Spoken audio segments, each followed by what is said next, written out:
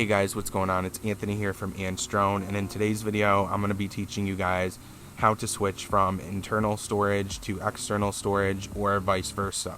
So the unique feature with the Mavic 2 Pro is you do have 8 gigabytes of internal storage.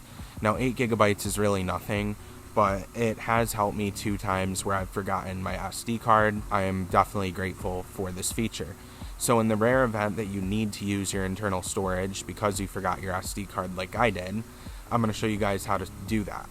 So basically what you want to do is you want to go to your photo settings. For me it's the back right hand button. In here you want to go to the little gear looking icon.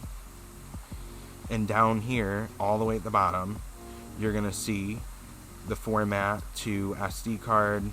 But right above that, you're also going to see storage location. And there, you can choose between the 8 gigabyte internal storage or your SD card storage. That's how easy it is to switch between internal and external storage on the Mavic 2. Anyway guys, I hope that video helps somebody, and if you want to see more drone related videos, definitely subscribe to the channel and also hit the notification bell so that you're updated when I create new videos, and make sure to give this video a thumbs up. Thank you so much for watching, and I'll see you in the next one.